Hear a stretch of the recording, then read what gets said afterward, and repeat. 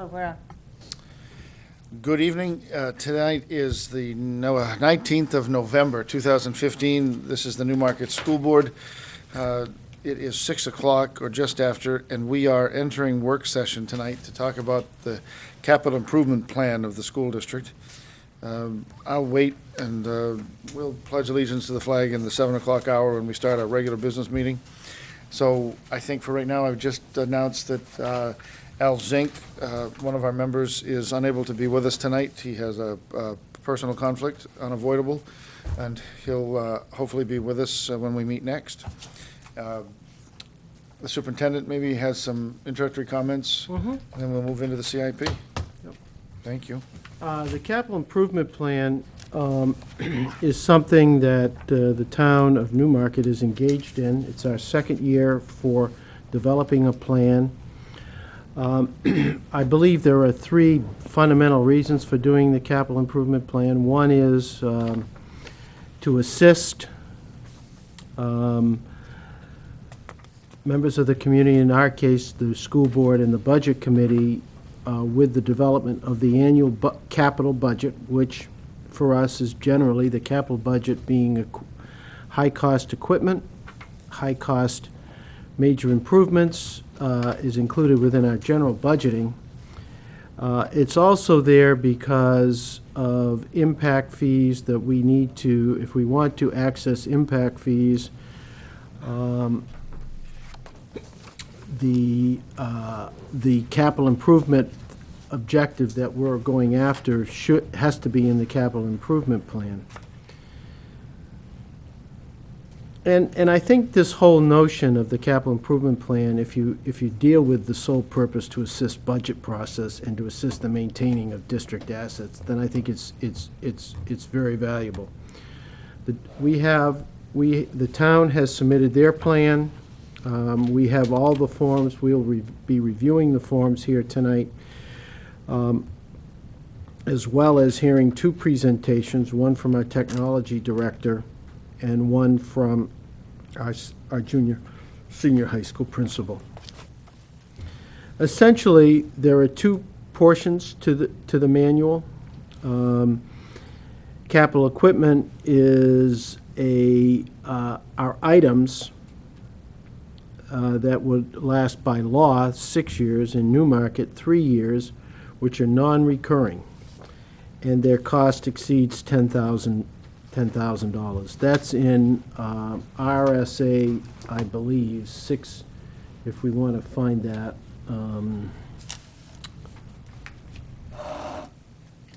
Well, I don't have it right here in front of me. 654:5, I believe. The second capital category are big projects in excess of $50,000 and having a 10-year life. One of the tricky things here, and I think the board needs to assist us in any way as they see forms, one of the things is that Jason's going to be talking about groups of items tonight, which, in my opinion, are an asset. They qualify as capital equipment, but individually, they are less than $10,000. Example, one iPad is probably not a capital equipment asset. 50 iPads certainly are an asset. A laptop computer, a desk computer in and of itself. But I think the board, for budgeting plan, and when you look through the chart, is going to want to know what year we're going to replace what computers over timeline, so you can budget correctly for that. I think that's one of our struggles. So we would bring that to your attention, and any feedback that Jason and I could get on that comment when he goes through his.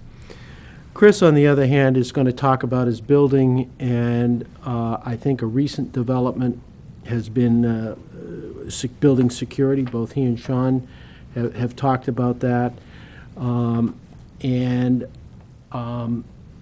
When the C.I.P. committee for the town visited both schools, security was talked a lot about by those folks. So I just put that out there to you. For the budgeting process, they rank these in 5 classes from 1 to 5, and from urgent to exploratory, with various steps going through that. So again, the capital improvement plan, its main purpose is to assist. Al has talked about this for budgeting process. We hope everything we do this year will be better and improved upon next year. And we pointed out one of our struggles. That struggle continues on beyond computers. You know, 1,000 folding chairs. You know, a student desk and chair. One is probably not an asset. A classroom is probably an asset. A school is probably to do that, and what the timeline for replacing that.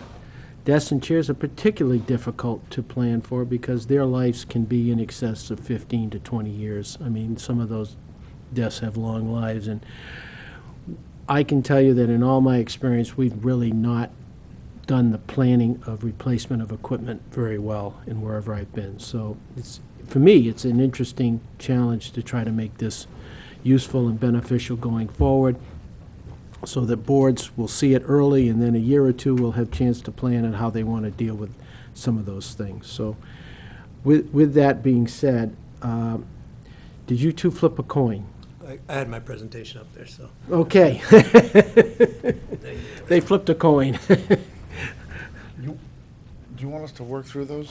I don't know that Chris is going to talk through these yet, but we can Okay. certainly pass. No, I- go ahead, then. Whatever you guys want. No, you can have them. One of the first things you'll see is a new security system. Our security system we have was put in place on a grant that they had for school safety when school safety started, right after Columbine. So the school system that we have, it's got 16 cameras, 2 outside, 14 inside. There's an extra one, as you know, coming into the entrance with a buzz-in system. What we're looking at, this is your camera system. This is an old system that's about 12 to 14 years old. We're looking to update all the cameras and actually double the amount of cameras we have in our school. 2 reasons. One, there's so many nooks and crannies in our current building, and with the renovations that we've had, we don't have any cameras on that back stairwell. So we've created a nice new stairwell coming up from the 2nd floor without any cameras. So we've got to be more diligent as staff members to get out there, but that doesn't catch the things that happen. These cameras are so important because what we do, we've got them located, throughout the building, but we can really timeline who's entering our building, but also when kids make mistakes in there. There's vandalism, which very rarely happens here, but when it does, we can pinpoint it based on who's going in and out of classrooms. So for a management point, just for day-to-day safety, these are truly important, but the general safety of our entire building. So the $40,000 that it was budgeted for there, that would be for for all brand new computers that begin to get in the HD, the mobile lenses. The lenses that are in here, they do not follow students, so they're fixed access points, so you only get what you get coming down the hallway. The outside doesn't have any panoramic view, so again, car comes by 20 miles an hour, you don't pick it up very well. So again, we strategically, with the support of Jason Carey and Officer Wayne Stevens, looked at where we would put these to have a more secure building. Along with that, that would give us cameras over at the Perkins building, which we do not currently have.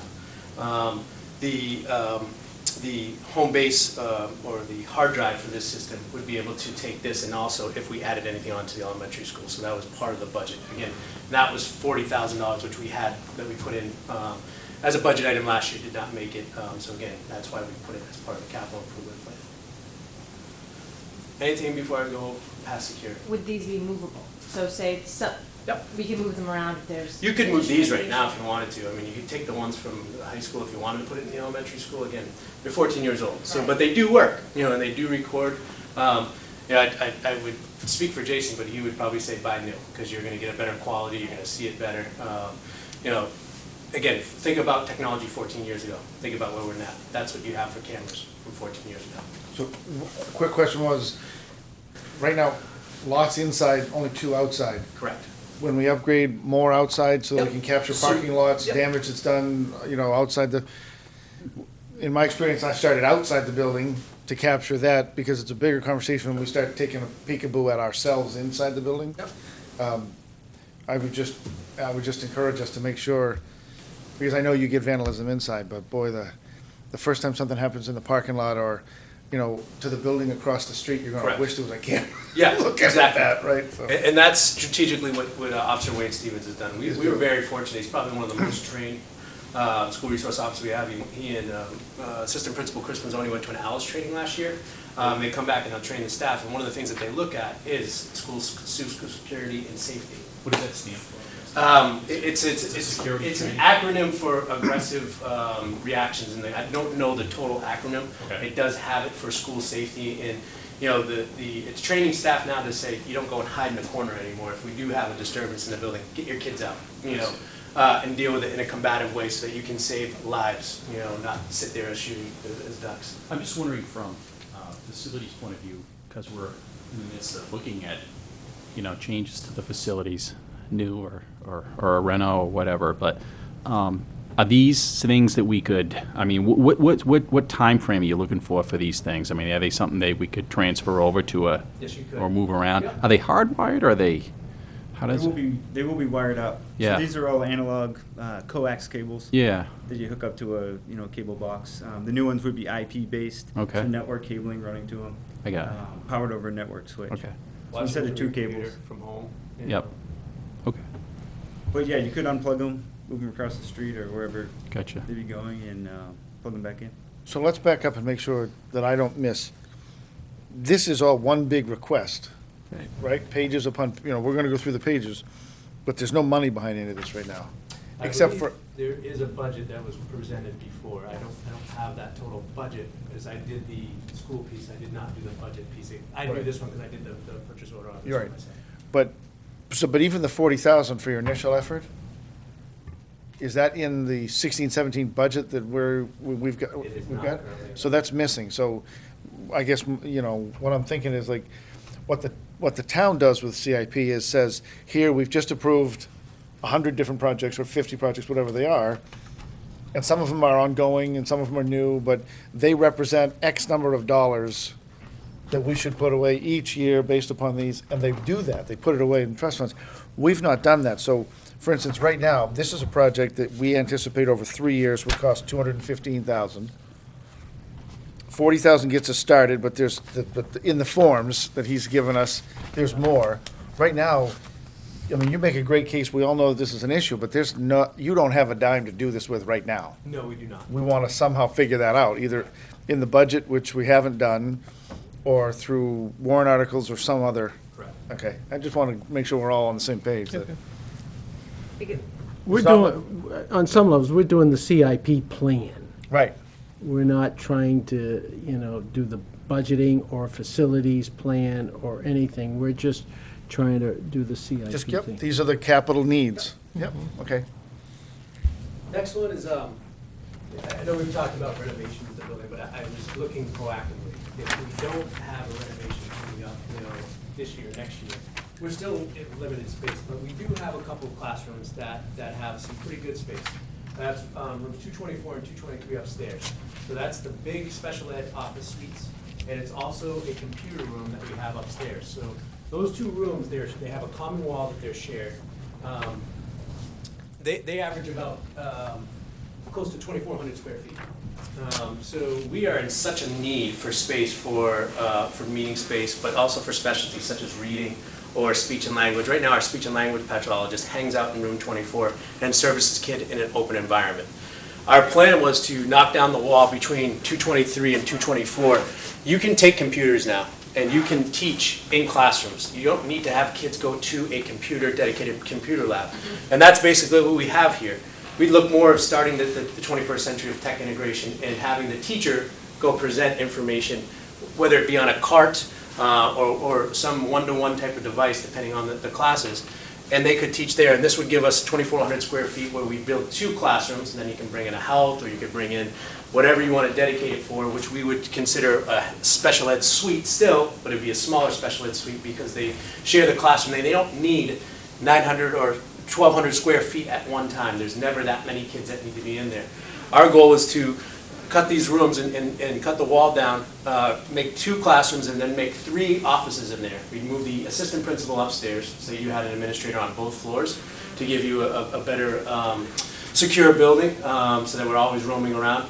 And then you'd have the speech and language office upstairs, and then you'd have a reading office upstairs. So that's the forward thinking that we were looking at with a large space that we do have and how we could repurpose it. How close are you getting, that's it, this is capital, I don't need to talk program, Okay. Someday I'd love to talk about computer not being related art and becoming, that position being more of a coach Sure. than. We do it in 8th grade because we couldn't fit it into the rotation special because it's a special. Right. So they are on team, we're 8th grade, and they go to every classroom while they're on their court and they do tech integration. And that's more of the philosophy that we'd like to get to. Good. A lot of schools, they don't even have to offer it at high school anymore. They do tech integration through their English classes, through their science classes, with the Commons Core and the literacy being prominent. They'll go in those classrooms and support those teachers so you can kind of get away from it. And they don't teach more of your programming classes. That's when you go to the technical school to do it. It's frightening to the computer teacher when you talk about them not teaching kids. Correct. Or instead working with teachers to enrich the integration. But I think we just need to be mindful of the fact that we never want to get rid of those resources. Right. The teachers are always going to want those resources, as are the students, but you're right, making computer a drop-off spot Yep. is just getting passé, so this is great, keep going, it's awesome, thank you. Next part is due to the renovation project with the elevator going in, we lost all of our athletic storage. So I show you this cutout here. This is what we used to have downstairs in the weight room as our athletic storage. That's where we housed all of our uniforms that weren't in season, all of our supplies that weren't in season, all of our equipment that wasn't in season. Now we've got the electrical outlet. So we've got open space here, which we need if we're going to do a health program because you have the ramp coming up. So it wasn't part of the plan to put storage in there. So we have a proposal. I can see here, this is the gym floor for the elevator. We also used to have storage in there. That's where we kept our red mats for when we have the talent show or graduation to protect the gym floor. This, we've been having to store it out in the foyer, but with basketball season coming up, you can't store this here and have traffic coming in. So we've moved some of this outside. Some of the things that were there, we've had to find different spots for them, but they're still in open spaces. The next slide will show you how creative we got. We built a rack into the PE closet right now, so we can house all of our chairs, and we, it's not taking up great space. But our plan is in the back of the girls' in the front of the girls' locker room, which is on the back side of Jamie Hayes' office, our athletic director, PE teacher as well. We could actually cut a hole coming from his office if we took out 5 stalls, 4 showers. And that would still leave the girls with a handicap stall and 4 shower stalls. So there'd still be adequate shower space because, quite frankly, PE classes, they're not showering. The only use that this gets is for traveling teams most of the time. So our goal was to build a cinder block storage area that you would access through the athletic director's office or the PE office to get back 100 square feet in athletic storage. So again, we're trying to find solutions within our building of how we can get back some of the things that we had to give up in order to get the elevator.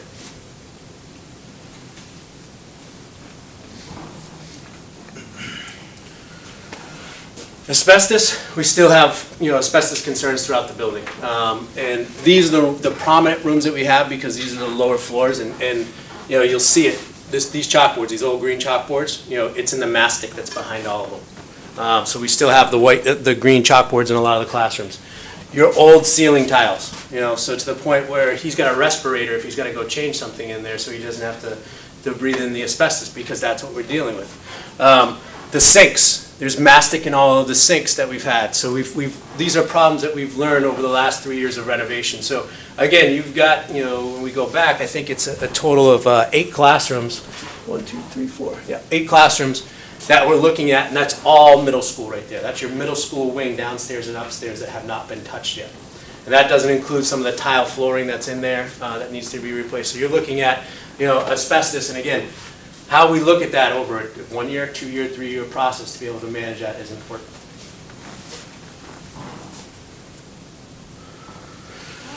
Boiler replacement. I think we've all talked about this, a lot in the last couple of years, but I just bring us back. We lost school last year. We lost a day of school because we didn't have heat. And again, we've been looking at what's the preventative and maintenance plan. How much more life does this have?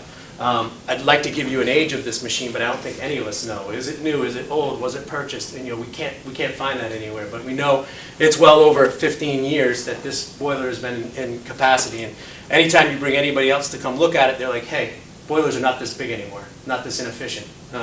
So again, we know it's a problem, but I put it up there as the reminder that there's got to be some type of solution, not just for tomorrow, but long range of what we're going to do that can be definitely cost efficient. And have some type of backup plan. My biggest concern is when this goes out, there is no plan. It stops, and we lose heat to our building.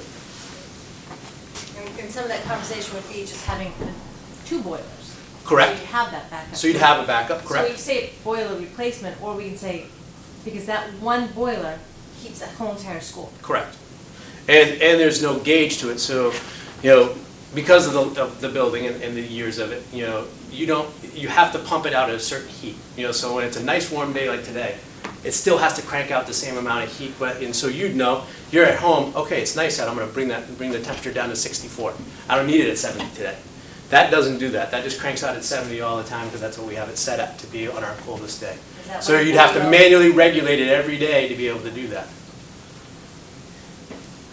Because I just see boiler replacement, I don't want to freak everybody out. If we could actually use 2 boilers, and we've heard that over the, We have 2 in the elementary school. yeah, we've heard that over the years. Redundancy is what is Yep. one of the biggest things, yeah. Let's change the wording on that. Okay. Our gym doors, so these are the original doors, 1986 in this gym, and I tell you, so this is the back going into the backs, so just look at the weather and the rust and the tear that is on these doors, so 1986 on these doors. And so you have 2 on the back that need to be replaced, and then 1 coming in the front gym foyer. And they do, at this point, you are getting weather that's coming in, it's causing rotting all the way through.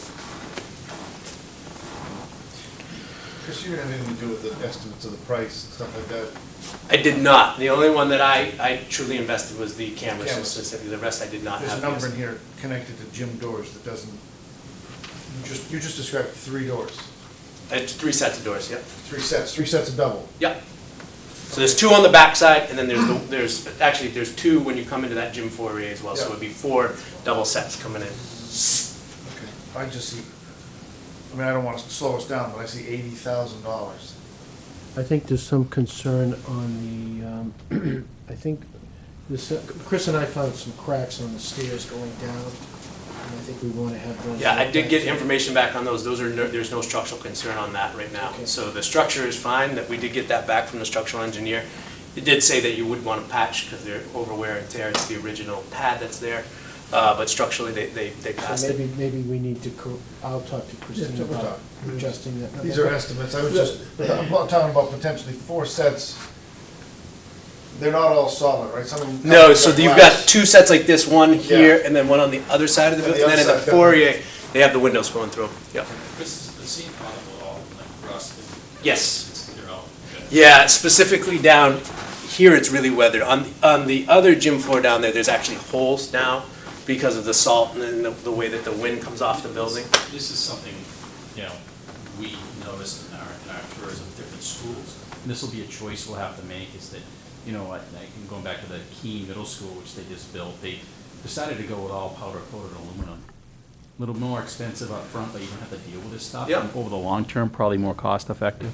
So And it's those, part of the maintenance plan. right. If there's a hole in it, how easy is it to kick through those doors? They're still pretty well reinforced, so you can't. And you've got your alarm system right on the back of those, so that's not a concern. It's probably easier to get in the front ones with all the glass and throw something through it if you really thought about it. But yeah, you can't kick through that. It's pretty reinforced. But over time, you're going to be able to walk through it. With the rust. It's so rusty. Yeah. Well, and part of this is the R factor, and we're talking about sealing up, keeping all that heat, he's talking about juicing out. Yeah. We want to keep it in, right? So Correct. all of that's okay. Gym lockers. Currently we need 244 to get to 360 with the ones. I want to get 360 total good ones. So these are the old ones. These are close to 30 years old. And you can see we've tried to do patches. I did that about 6 years ago because these have the multiple moving parts in them, which are plastic parts. And so the plastic would wear out or file down. And you also had your lock built into them. So you had multiple moving parts in these lockers. The lockers that we have now, as you see, and you come down the 6th grade hallway, you know, look how much more spacious and well that looks. So they only have one part. Open the door, close the door, and you put the lock on. So you pay for a lock and you pay for the locker. But this is what we'd like to do over a 4 to 5 year process, is getting all the lockers to look like this. Enough to give us, we have 244 that are good, get those extra 360 to get us at, you know, close to 600, just for a bubble if we had, you know, when these grade levels go up, but to have some extra lockers in the building. Yeah, right, do you have enough lockers for? We do, Okay. you know, we do. We have close to 700 lockers in there currently, but you know, there's a lot that we shut down. So I mean, we're at about 600 right now. But again, the blue ones, you know, throughout the week you're finding more and more that they don't turn, or no, it's necessary. We've done it the last 2 years. We've brought in more. One, because we had to for the 6th and 7th grade classes being so large, and give them. It started that way, and then we move our way up to the 8th grade wing, and then finish off in the high school wing.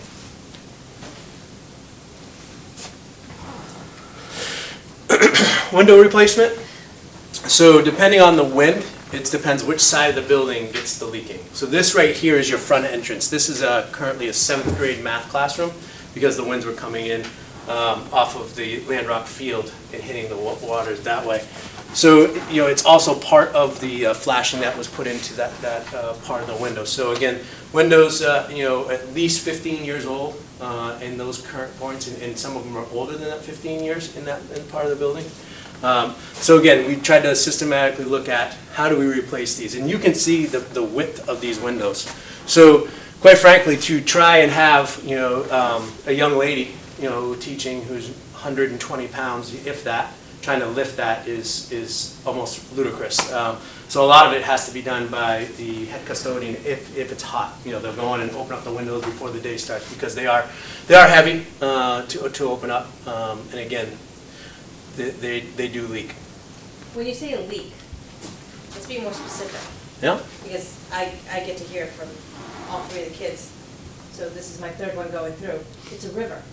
Certain classrooms, you know, other classrooms are not as bad, you know, but you know, it leaks right down. What this one does, it typically comes off the water, comes down the flashing, and comes right down through the windows. Do you still have plastic over your windows half the year? When the rain comes in from that direction, I do. Yeah. Yeah. And that runs right down the flashing of the conference room into the 6th grade social studies room. Yeah. And we've had this conversation how many times? Well, the problem, you know, you can only throw stones so far back, and you can only throw darts so hard and reach the pass, but these leak, you know, a couple of moments after they install them. We just, if you go way back, and you're saying 15, however many years ago it was, they've always leaked. They just weren't done right in the first place, and, you know, forgive me if I throw out, it goes back to the fact that we haven't in, you know, 50 years had a facilities chief who took responsibility for signing off on this kind of work and knowing it was done right and speccing it out. And so when they put windows in, and I wasn't here for it, but when they You put. weren't alive. Yeah, well, I wasn't alive. When we put the windows in, you know, apparently they just didn't do it well. And so we could have replaced these any day now. Yep. And I guess that would go to facilities, because if they are so large, we could make them, maybe make them smaller, multiple windows, security-wise. I mean, there's so many issues with those windows. Well, the heat's going out if water's Yeah, coming in, sure. but in they're a lot, the newer ones we saw are just a lot more functional. And then the last thing I have, this is Overdrive. So I put it right on my iPad because I want you to see what the future could look like. Overdrive, and we put it in, I think it got into your Saturday meeting. You got some money, and thank you for doing that. We've been looking now, and we've had this discussion about ebooks and audiobooks and streaming and videos. And how do we get it more into teacher and kids' hands? And it happens at the Newmarket Public Library. And that's where I went to show you this demonstration. But what you can do is, you know, for each book, you can either rent it or you can own it. And there's a subscription that goes with it. So it can be class-based or it can be individual-based. So I could teach my biology class if I wanted to. And all my kids can take their iPad and they can go on and they sign on because they get a user and they have their biology book right on their iPad and that's what they bring to class. So, for us to have the 6th grade, kids, 7th grade kids, no more 50-pound backpacks, no more extravagant, binders, but this becomes, your secondary besides just having that physical book in your hand. You can go in and get videos. So if we want to see, we're doing something with Shakespeare. You could rent the movie from class to class, and so Shakespeare streaming right through our LCD projector. So we don't need anything else. We just need this. And we're looking at it, and it's the initial cost of maintaining it is $1,000 at each school. And I know Sean didn't get a chance to do this because we just met with the representative last week. So for $2,000, that's what your initial start is, and then you can build your budget up to $10,000, $15,000, whatever you want based on the number. And we would do it in needs analysis, which we're currently doing with the company to tell you, all right, if we went with 13 class sets of biology, this is how much it would be. If we went with individual books, this is what it would be. If we brought in streaming and video at this amount, this is what it would be. So we could make it as massive or as minimal as possible. But I wanted to give you that, and I added that slide in this week because I really truly believe that's where we're headed. There are schools right now that are using it, and I did contact some of them, and they love it. So when that kid's out sick, go and read the book. Snow days, assignments can go through there as well as Google Classroom. So again, you're looking at how do we access kids even when they're not in our building. So Chris, in addition to the content and accessing content this way, I mean, are we talking also about providing the devices? I think we're getting there. I would tell you that in our building, most kids have some type of smartphone or smartphone device where they could actually pull it up. When you walk into an English class now, you might have 3 kids that are on their laptop, 2 kids that are on their tablet, and then 14 kids on their phone. And they're able to download or get into Wikipedia. Jason's going to in here and he'll show you, we're at about 2 to 1 right now, devices to kids in the building. So we're pretty close to getting a 1 to 1. And that would be pushing it. Yeah, he'll get into the numbers with you next, and that's why I wanted to leave this with him because he'll take over. But we're getting there, and I think on a daily basis we're very few kids that don't have their devices. At least at the high school level. Middle school, 6th and 7th grade, just because their parents don't let them. But Yeah, that's what I was getting at when you say their devices that the kids own and bring in. Mm-hmm. Okay. Yeah, and they go through our technology policy before they get in there, as they know what they can get on, and we're pretty lucky that they very few problems when they come in because they know if they get it taken away, they can't use it, and it really has become a tool, a resource rather than that gaming. And just maybe getting off of track here a little bit, but just you have the fortunate kids whose parents can buy them this stuff. Yep. What about those kids who can't? You're going to get to that? Yeah. I mean, he's going to show you the mobile labs that we have in our building that he's done over the years and put into a plan, and it falls right into this. That we're always looking at that way. We have his forward thinking and planning, and we talk about it all the time. Is we have extra computers in case a kid can't do that, or a kid like right now has been out sick for 16 days because of a surgery. So we're providing them with a laptop to go home so that they can be online because they didn't have that. So again. When we did our needs assessment survey last year on how many kids, it was less than 10% of our kids do not have internet or wireless access. Don't mean to interrupt. Nope. To be a troublemaker, if we did go this way, and this is the way of the future, you might not need lockers. You might not. You definitely not. If you redesign a school, you could do with less lockers. The reason we have lockers is because we have no place to store things in a classroom because of the size. But yeah, if you went this way and kids had a tablet, very few things that they're going to have to store in there. Wintertime they might just coats, but yeah. But you could do blocks, and that's again getting into facilities design rather than what we have right now.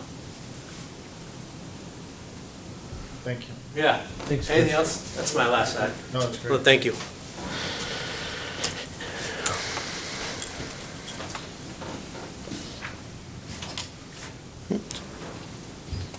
All right. When we started, I mentioned the capital projects were divided into major projects and equipment. Jason's going to be presenting to us the challenges of equipment. Cool. Cool. And all of that, and some of the work that he's done here. So just to piggyback on what Chris said, when he talks about those blocks, if everybody remembers back to that $45 million school, that's part of what was in that plan, that sitting area for different grades. That was kind of forward thinking when you think about it.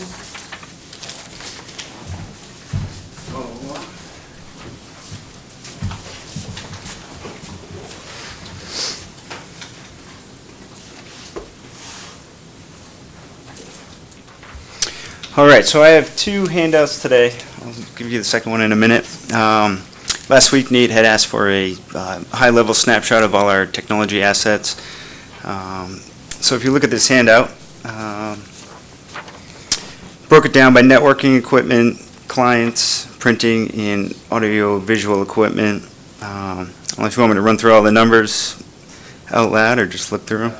That's, I mean, you've got, if there's anything that you think you want to pop out, but, I mean, the numbers you guys were just talking about, like, if I drew at the junior, senior high, you got 112 laptops, 183 desktops, that's 295, 179 Chromebooks, almost 400, 380 something, plus tablets, so you're at 400 and change with unique devices that way at just that school. And those are staff and students. The staff and students? Yep. But even staff and students combined, 5, 7, 600? 612. 612? About there. So, yeah, I mean, that's great coverage, and that's what it's not one-to-one yet, but it's, Without trying, we got but you're getting Pretty close. closer and closer all the time, that's great. And on the networking side, wireless coverage everywhere, full coverage, covered for density too. So if a kid comes in with 2 or 3 devices, the network's not getting bogged down. So everything was built thinking ahead 3 to 5 years for growth and expansion. And So, in another district, they got all excited about a one-to-one, and when they launched one-to-one, they crashed room by room by room because the density of coverage wasn't there. But you're feeling pretty comfortable with what you've already got in place. absolutely. If you were to slap it with if you had 300 more devices all of a sudden and the whole building went one-to-one, Sure. you must have come through this in some respects just recently this spring, Smarter Balanced. You must have had huge numbers logging on all at the same time, and a bunch of those were wireless, Sure. And scheduling prevented, 300 kids from getting on. all So at once. Yeah, okay, good. But yeah, good wireless coverage. Thank We've wired up classrooms that weren't set up with wireless access points, so if the need arose down the road, we could just slap the device in. We don't have to run a cable there. So then you see printing, projectors. Every room has a projector. Every classroom, office, or conference room. The best numbers are at the bottom, and that's our hardware that we have available to students. If you look at the NES, there's 1 laptop cart, 4 Chromebook carts, 60 iPads, and 70 desktops. There's 1 desktop computer lab, and then 2 to 3 desktops per classroom. For a total of 285 devices at the NES and 430 at the junior, senior high school. Student devices, which translates to 0.68 devices per student. So not quite one-to-one, but That's great, thank you. pretty close. All right. Any questions on that? No, that's excellent, excellent data, thank you. You're welcome. I can tell, my oldest was when we first started getting computers, and it was 1, the elementary school in each classroom, and 12 kids fighting over it. It was always an interesting day, I'm sure, for every teacher there.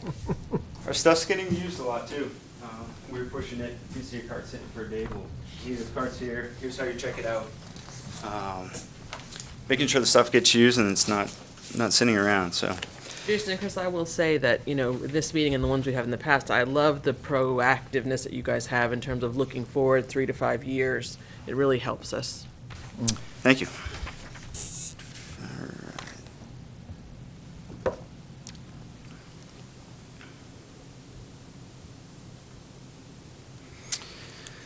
So here's what our next 5 years look like.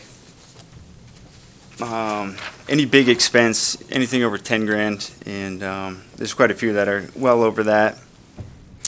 I'll give you a minute to take a look at it. Why don't you walk us through the columns, Jason? Sure.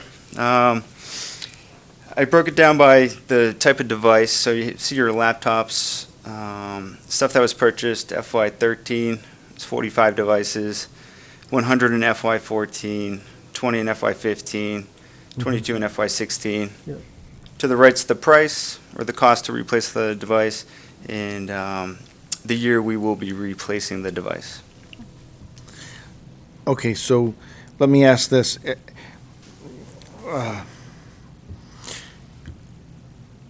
If you look out as far as 19, 20, 21, here's my throw of the dice. You're not going to replace desktops with desktops. No. So have And you- that's one of our action items, and that I'm working on a tech plan this year too, where, you know, any of these big expenses, we're going to look and say, hey, what's, you know, the desktop's going to be replaced with Chrome carts, which are substantially less. You know, a desktop, 25 desktops is going to run you 17,000. Chrome cart's is going to be about 8,000. So So get three of them. exactly. Yeah, or balance out your expenses over time. Chris mentioned room 223, 224. There's a PC lab in there with 26 computers. So do we go with the cart? That's a question we'll have to ask when the time comes. But I think, again, this is a plan. It is the first, it's the first draft of a plan. Our total replacement value is $727,000. To me, that's a real number that we should be planning for. That averages out about $145,000 a year. We have in our balance in our technology trust $116,000. And the question is, you know, going forward, do you want to consider something for that capital, that expendable trust account this year, or how do you want to do that? I think Nathan's right, though. We could go out another year. And could you just talk about why 17 is kind of no equipment, basically, or I think we're under 20,000, it's in the budget or something? For FY17, we were proposed 18,000. It was a handful of staff laptops, a couple computers, a couple projectors, and that's a result of, you know, over the past 2 years, how much equipment we've acquired and needed. Things were, when I got here, there were computers that were 9 years old.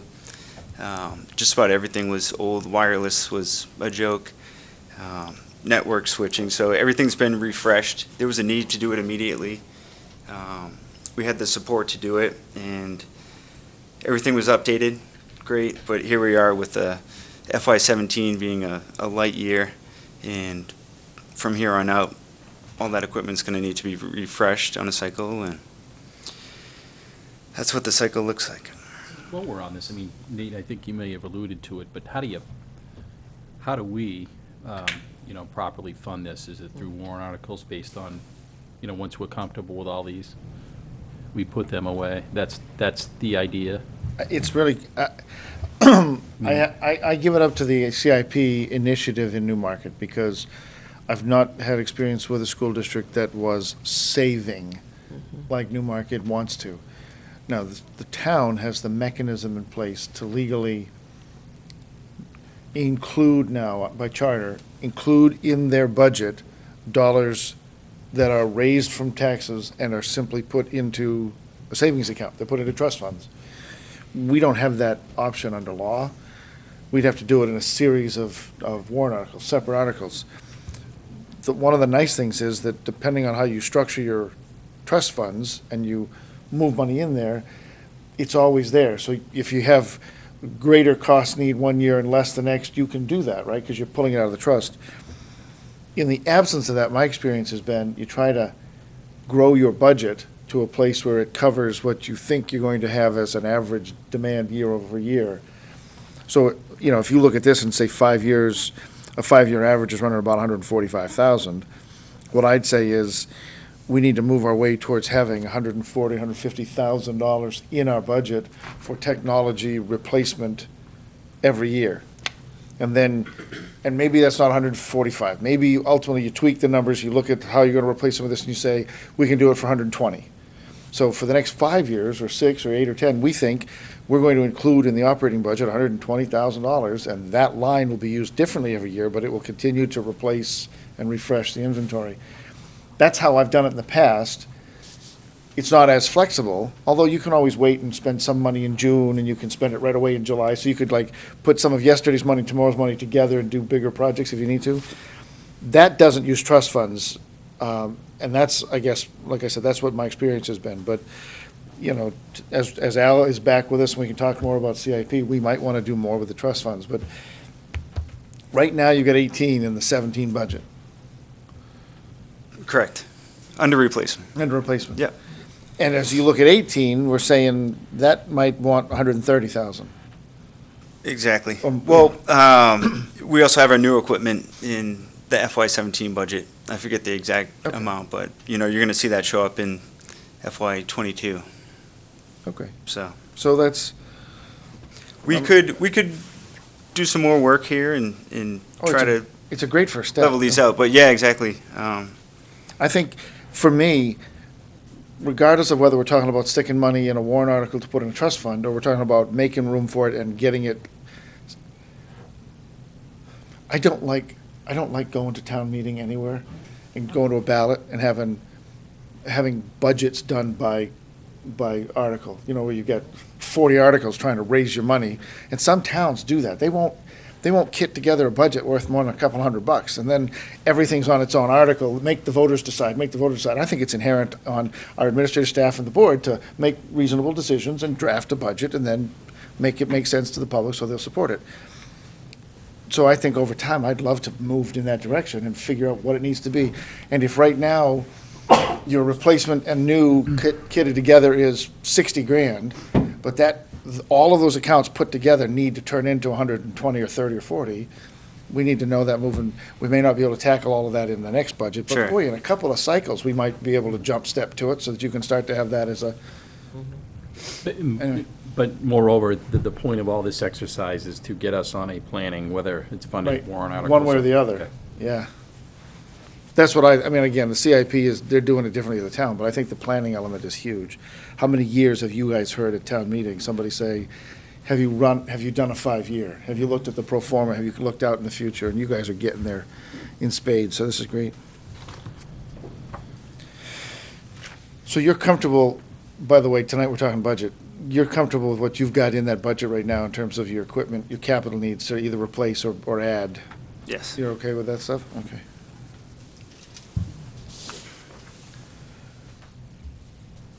Anything else? Questions about CIP, questions for Jason? One more for Yeah, Chris. Chris? Driveway, parking lot. Yeah. That needs to be on there too, right? I didn't put anything in there now, but, you know, if you're looking to the future, but again, I left that because of facilities. Yeah. You know, that should be addressed, and again, I could have gone well overboard, because I would tell you that having our main entrance be in the back of the school and everyone gets to drive around, you know, but then you're talking renovation of some sort, so I left that off, because I felt that should be dealt with through a facilities committee rather than a capital improvement plan, because we will do that in some nature. Right. But there again, the way the town has done it, and I just, you know, I applaud them for the success with it. If it's gonna cost us, and it would, 600,000, I mean, if you were gonna repave everything from stem to stern around your building, Oh, yeah. I have to expect maybe $750,000, maybe not that much, maybe 600, but it'd be great if you could. It's real dollars. It's real money. I mean, that's a big hit, and it'd be great if you could do that, if you could raise that over 10 years instead of all at once, so. You guys, it's great work, guys. Thank you very much. Thank you. Let me just say out loud, so here's, Sean's not with us tonight, couldn't be with us, and of course Al is not with us, or Christine for that matter.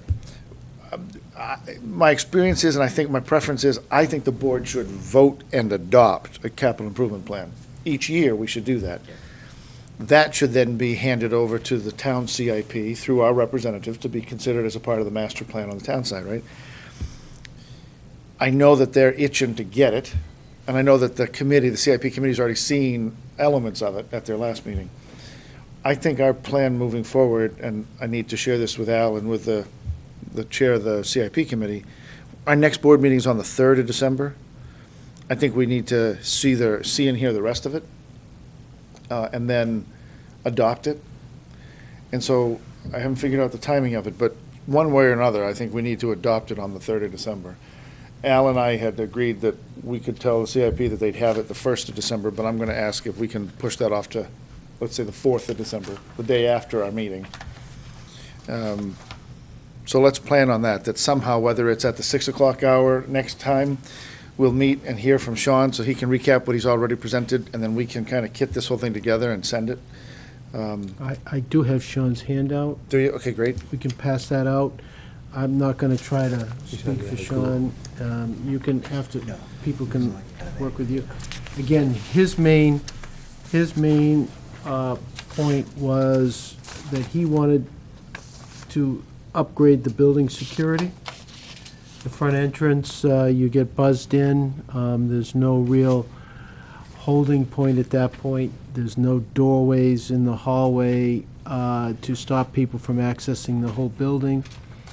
And that would be pretty standard today, that you get buzzed in, you talk to the receptionist, your child is called if you're there to pick it up, or you buzzed in the rest of the way with a visitor's pass to go meet with the teacher or whoever you're supposed to be there for, and not free just to roam the building. It's also some things with doors being locked all the way around the building, and training kids not to open doors for strangers, and all of that. All of that stuff Chris is doing as well at the high school.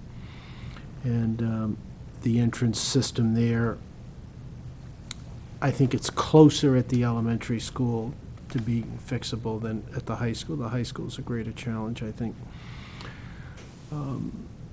So that's on both of those. I would just like to say my experience with cameras are that they're extremely valuable in the result of an incident, because if you have an incident and you camera somebody involved in the incident, the whole conversation changes when you're doing business with the parent and the kid. It just changes, and it's clear. Principals are not in the position of making judgment about kids. The video tells a lot. And then we can talk about the consequence. And Chris, your presentation before included stuff for the elementary school, correct? No, mine did not, Just- but the security The- could the- be the used, because camera your stuff. hard drive, if you tie it into, can absorb some of that. Okay. Yeah. So, a couple more things, right? I think this is a great start. It's something we've been after. I don't think that we have the time or the opportunity with everything else going on to belabor this, although I think we would all like to dive into this a little bit more and understand some of this. I'm hoping the CIP will see it as a first attempt, and a good attempt this year, and they'll accept it in the same vein and move forward. Given that we've got so much going on with facilities, some of this could become a moot point in the next couple of years. And I think the other thing is, next year, I hope that we can tackle this, maybe even take a swing at it through the summer and into the fall, because we have this as a base to work from. Because I think we ought to be able to talk it through and really, what I can imagine is the CIP ripping into this and having lots of big questions, and the reality is, we haven't had the luxury of time to be able to deal with this on a nitty-gritty kind of basis. So I think we ought to try to do more of that next fall. But this is outstanding work. I really appreciate it. And I think the reason I mention that is because some of these things, we're running out of time right now. Do we stick it in the budget? Do we really want to deal with building security at both buildings? Do we want to spend a given amount of dollars, sooner than later? If so, is that, are they warrant articles? Is it a fund balance initiative we want to do in the spring, as we march towards June and use some leftover dollars? How do we want to tackle that? That's something I think in the next couple of meetings we've got to decide, because if we want to put a separate article on to raise some money to swing at this at both buildings or either building, we're going to have to do that soon. So keep that in mind. We'll talk about that more as we go. But thank you guys for joining us today. Welcome. Anything else? You guys want to recess for maybe 5 minutes while we get everybody in here? You can let Chris know. Yeah, let's Pick it up and dial that TV room.